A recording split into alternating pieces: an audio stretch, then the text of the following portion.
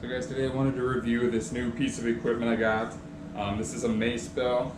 I've wanted one of these for a long time, and I've actually had one for, for the last 2 years.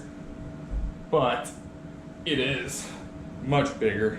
This is the Onnit quad mace, so this is a 25-pound head. Very cool, very artistic design. It's got the wood handle, but it's a little heavier, a little more specialized, and you can't do quite as many things with it. So I picked up this 10-pounder on Amazon. It is Yes4All is the brand. They're kind of like a little spin-off, knockoff, CrossFit type of brand. Yes, the number 4 all. 10-pounder. This was the cheapest one that was on Amazon. And my first impressions of it, it's actually pretty sweet. It's rugged, it's steel with black powder coat. It's got some knurling on the handles here.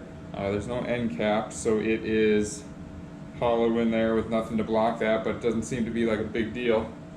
So basically, it's a 10-pound head within a very light handle over here. And if you've never seen any Macebell workouts before, you can do most things you do with free weights with this, like dumbbells or anything. You can do curls, basically just holding it very close to the head, like this. Any type of like forearm levering stuff.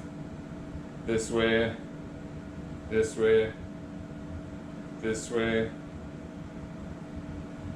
Really good for any like forearm and wrist stuff. You can do reverse wrist curls like this with it too. And then just some mace specific stuff. So this is basically what mace workouts are known for right here. Doing like this kind of swinging stuff around the shoulders. Very good shoulder warm up or shoulder workout depending on how many reps you want to do. And you can also do the same thing with one arm, obviously much more challenging. And 10 pounds is a pretty good weight for someone who is pretty new to Macebell training but has been lifting free weight shoulder stuff, calisthenics shoulder stuff, anything like that, handstand push-ups, kettlebell overhead presses, barbell overhead presses, dumbbell overhead presses, any type of shoulder stuff like that. You're probably going to be pretty strong. You probably want to start out at about a 10-pounder. If you're really strong, maybe even a 15-pounder, but I really like doing this kind of stuff more for warm-ups or lighter days or kind of like flowy workouts where you got like a deload week, you want to do some lighter stuff and introduce some novel workouts to kind of not burn yourself out. You don't want to do overhead press every single workout, every single session heavy. You want to mix up some stuff, expose your body to some new stimulus. These circular motions like this are great for blood flow and flexibility as well. So cool change up. If you want to do this just for like a free weight, like I said too, you can do just some flow workouts to do warm-ups to let's say you work in the office or something like that and you've had 10 hours day of work sitting in the office and you're like, man, before I eat dinner and go to bed or whatever, I need to get a little bit of movement in. I need to grease up the joints. I need to get the blood pumping a little bit. It's really nice to just do like some quick workouts, just throwing some stuff together.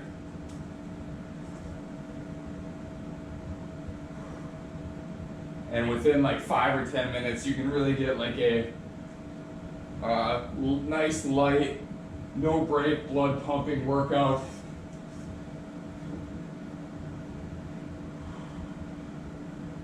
We get some mobility movements in there, get some unique strength training movements in there.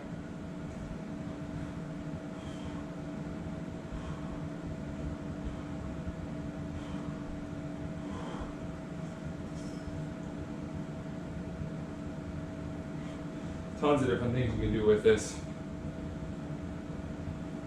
Like I said, it works good for lighter strength training, also like some mobility, flexibility stuff. You can do some oblique core stuff with it too, spinal rotations. It's just a very versatile, unique piece of equipment. You can do a lot of stuff with it that you really can't do with barbells or dumbbells or bands or anything like that. So very cool piece of equipment to check out. This one was only $32, so it's built very well.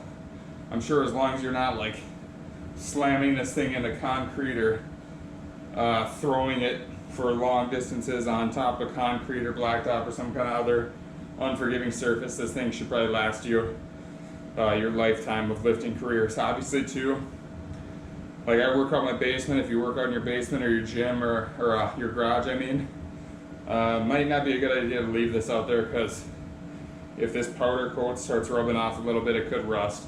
I got a dehumidifier down here in the basement gym, so I'm not too worried about that. But if you have any other questions about the Yes4All mace, let me know in the comment section. I'll try to answer those for you guys.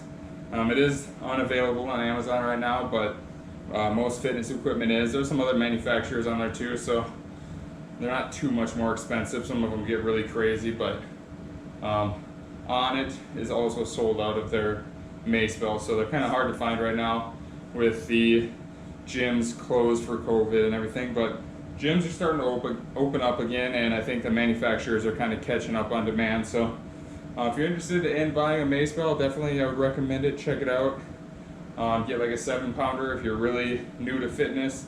Get a 10-pounder if you're fairly strong but new to Macebell training, and then just go up from there, I guess. Thanks for checking this video out. Hopefully you enjoyed this. Hopefully you found this review helpful, and I will see you guys next time.